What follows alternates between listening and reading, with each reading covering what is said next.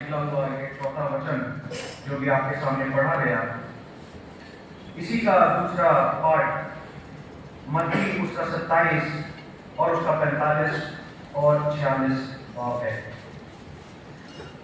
ये शब्द जो यीशु मसीह ने कहे, यदि मैं इसको एक वाक्य में ही आपको बताना चाहूं तो उसका अर्थ यह है कि हमारे पूर्वजों के पापों के कारण यीशु मसीह को वो दर्द सहन करना पड़ा, वो चोट सहन करनी पड़ी, जिसके कारण उसके मुंह से ये शब्द निकले।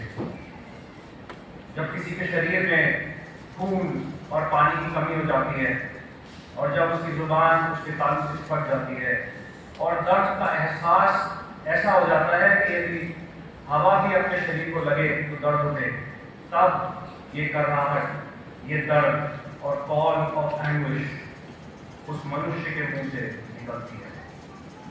मैं क्यों यीशु मसीह को मनुष्य करके संबोधित करता हूं? क्योंकि पूरी हिस्ट्री में, चाहे वो एडी हो या बीसी हो, कोई भी मनुष्य ऐसा नहीं रहा जो अपने आप में संपूर्ण मनुष्य और संपूर्ण खुदा रहा। यीशु मसीह को छोड़ के ना तो कोई हुआ है और ना होगा।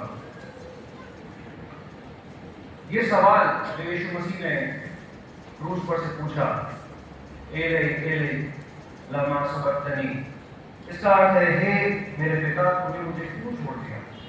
मैं समझ नहीं पा रहा था कि यीशु मसीह जब पर संपूर्ण पिता है, संपूर्ण परमेश्वर है, तो वो सब बातों को जानता था। किस तरह से उसका अंत होना, किस तरह से क्रूस की मृत्यु उसको ग्रहण करनी है। तो ये सवाल बनता नहीं। मैं अपने शारीरिक तौर पे सोचता हूँ, अपने मन में कितना भी मैं सोच लूँ, मैं ये सोच ही नहीं पा रहा हूँ कि यीशु मसीह ने ये बात क्यों कही। लेकिन जब मैं वचन में गया और मैंने भजन संहिता उसका 22वां अध्याय और उसकी कुछ आयतों पर गौर किया, तो ये सारी बातें यीशु मसीह के लिए ऑलरेडी बोल चुकी गई हैं और यीशु मसीह को ये पूरी करनी है। तो हमारे पापों का जो बोझ उसके ऊपर क्रूस पर था, उसके कारण उसके मुंह से ये बात निकली। ये मैं आपको बताऊंगा किस तरीके से निकली। और ये बयान ऑलरेडी पुराने नामे में, पुराने नियम में बोल दिया गया। चाहे ये लिखा है, हे मेरे परमेश्वर, हे मेरे परमेश्वर, तूने मुझे क्यों छोड़ दिया? तू मेरी पुकार से और मेरी सहायता करने से क्यों दूर है? मेरा उद्धार कहाँ है? हे मेरे परमेश्वर, मैं दिन को पुकारता हूँ परंतु तू उत्तर नहीं देता। यदि आप 7 और 8 में देखेंगे, यदि आप 14 में देखेंगे, यदि आप 17 में देखेंगे, तो आपको ये मिलेगा कि ये बयान बाइबल के पुराने नामे में ऑलरेडी आ चुका है और इसको पूरा करने वाला केवल यीशु मसीह ही है। मेरे प्रियो, वापस मैं उसी सवाल पे आता हूँ कि क्यों आखिर जब यीशु मसीह को पता था ये सवाल पूछा क्यों गया। जब मैंने पढ़ा तो मैंने ये पाया कि यीशु मसीह ने ये बयान किया, जब आप देखेंगे भजन संहिता 22 उसके पहले और दूसरे वर्ष में, और उसके बाद 7 में देखेंगे, और उसके बाद 16 और 18 में देखेंगे, तो मेरी स्टडी ये बोलती है कि ये सब एक सीक्वेंस के अकॉर्डिंग होना था, एक परिकथा के अकॉर्डिंग यीशु मसीह को अपने अंत को मिलना था और उसके शरीर का त्याग करना था। हमारे पापों ने जो आज भी वैसे ही हैं, उसके कारण एक ऐसा रियल सेंस ऑफ फॉरसेकनेस, मतलब वास्तविक परित्याग परमेश्वर ने अपने बेटे का, अपने इकलौते बेटे का वास्तविक परित्याग कर दिया था। वो दर्द जो अभी तक यीशु मसीह ने सहन किया था वो आत्मिक दर्द था, लेकिन अब जब परमेश्वर ने अपने बेटे को से आंखें मोड़ ली उस पाप के, हमारे और आपके पाप के कारण, जब उसके मुंह से यह बयान निकला, हमारे गुनाह माफ हो सकते हैं। गुनहगार को परमेश्वर और यीशु मसीह अपने दिल से, अपने हृदय से लगा सकता है, लेकिन गुनाह को वो बयान नहीं कर सकता, क्योंकि उसको कोई अनुभूति ही नहीं है कि पाप क्या चीज है। इसी कारण उसको इतना दर्द और असहनीय दर्द हुआ कि उसके मुंह से ये शब्द निकले। यदि आप यशाया उसके 53 अध्याय और 6 और 7 में पढ़ेंगे, तो वहां आप देखेंगे, मैं छठा पढ़ूंगा जल्दी से। हम तो सब के सब भेड़ों के समान भटक गए थे, हम में से हर एक ने अपना अपना मार्ग लिया, और यहोवा ने हम सबों के अधर्म का बोझ उस पर लाद दिया। बार बार यशाया में और भी जगह आप यदि पढ़ेंगे, भजन संहिता में और पढ़ेंगे, तो आप ये महसूस करेंगे कि मेरे और आपके और हमारे पूर्वजों के पापों का बोझ यीशु मसीह पर लाद दिया गया, उसके ऊपर रख दिया गया, और वो क्रोध जो हमारे ऊपर जाहिर होना था वो यीशु मसीह पर जाहिर हो गया। इसका पहला पॉइंट जो मैंने आपको बताया कि परमेश्वर का यीशु मसीह की तरफ से अपनी आंखों को हटाना, जो क्रोध उसको हमारे ऊपर करना था वो यीशु मसीह पर करना, और उसके बाद उस बोझ को लेकर यीशु मसीह ने जब कर्राहट से ये आवाज निकली, तो ये उसका एक इंग्लिश में शब्द है रिफ्लेक्स, इसमें जिसका हिंदी में मतलब है जब आप एक ऐसी लिमिट पे पहुंच जाते हैं तो शरीर से आपके अपने आप एक आवाज निकलती है, वो आवाज ये क्वेश्चन था। This is not more of a question, ये एक सवाल नहीं है, ये एक शरीर की जिज्ञासा का एक अनुरूप फल है, एक ऐसा स्टेटमेंट है जो जब आपका शरीर तकलीफ में होता है, जब आपके मुंह से अस्वय भाव से निकल जाता है। एक दूसरा जो मैंने पॉइंट इसमें रखा, वो मैंने सोचा कि ये शब्द वाई इंग्लिश में है क्यों, ये उसने क्यों बोला कि ऐसा क्यों तूने मेरे साथ किया, कि तूने क्यों छोड़ दिया मुझे। इसका सवाल मैंने जब ढूंढा तो मुझे मिला कि ये it is an expression of anguish.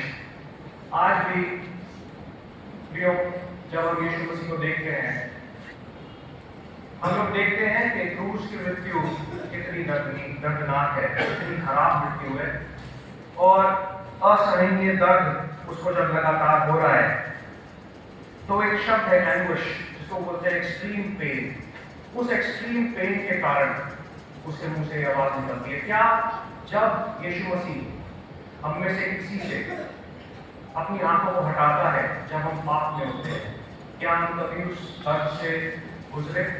क्या हमने महसूस किया कि परमेश्वर जब अपनी पवित्र आत्मा को हमसे दूर कर देता है, या अपनी आंखों को हमसे अलग कर देता है, तो हमें क्या महसूस होता है? मैं अपनी जिंदगी में और आप अपनी जिंदगी में कभी ना कभी परमेश्वर से दूरी जरूर महसूस करते हैं। ये बात इम्पेरेटिव है कि आपने जिंदगी में कभी ना कभी ऐसा भाव जरूर महसूस किया होगा। हमने नॉर्मल ह्यूमन बीइंग ने और पार्टनर ने भी, जब परमेश्वर हमसे दूरी बना लेता है, और जब वो दूरी ऐसी होती है, तब हमें आत्मा में एहसास होता है कि वास्तविक परमेश्वर से दूरी का दर्द, वो कष्ट क्या होता है। तो इस समय यीशु मसीह जबकि शरीर से भी कमजोर है, चोटिल है, खून और पानी की कमी हो चुकी है, परमेश्वर ने अपनी आंखों को मोड़ लिया है, उसकी आत्मा उसके शरीर से निकलने वाली है, तो ये कॉल टू एंग्विश आज मेरे और आपके लिए सच्चाई बन जाती है। मेरे प्रियो, अभी मैंने जब प्रार्थना करी तो मैंने एक शब्द बोला कि मैं चाहता हूं कि पवित्र आत्मा ऐसा काम करे कि छोटे बच्चे जो हमारी गोदी में है, जो समझ नहीं पा रहे हैं, काश के ये वचन उनकी जिंदगी में भी रियलिस्टिक बन जाए, ताकि जो कमी आज हमारी जिंदगी में हुई है, जिसके कारण जो प्रोग्रेस मसीहों को करनी चाहिए थी मसीह समाज में, जो नहीं हो पाएंगे, ये बच्चे कर पाए। ये दूसरा पार्ट है। और तीसरा, मैं इसको बहुत ही शॉर्ट में बोलूंगा, जो पर्पस यीशु मसीह का इस दुनिया में आने का था, जो एक मात्र पर्पस था, वो था परमेश्वर उसके वचन हर मनुष्य तक पहुंच जाए, चाहे वो कितना भी पापी हो, चाहे कितना भी दरिद्र हो, चाहे वो बर्नबास क्यों ना हो, और चाहे वो पिलातूसी क्यों ना हो। ये तीसरा पार्ट मेरा है कि हम लोग जब भी कॉम्प्रिहेंड नहीं कर सकते इस दर्द को, हम उसके अलगाव को शायद महसूस नहीं कर पाते, लेकिन कभी भी जब जिंदगी में हम लोग ऐसा महसूस करें तो हम याद रखें इस चौथे कलमे को, कि हम जब महसूस करें तो इसके बाद एक विक्ट्री का भी शब्द है, जो हमें भजन संहिता के 22 के, मैं जल्दी से पढ़ूंगा, 22, 23 और 24। 22 अध्याय उसका 22, 23 और 24 में मैं इसको जल्दी से पढ़ता हूँ। मैं अपने भाइयों के सामने तेरे नाम का प्रचार करूंगा, सभा के बीच में मैं तेरी प्रशंसा करूंगा।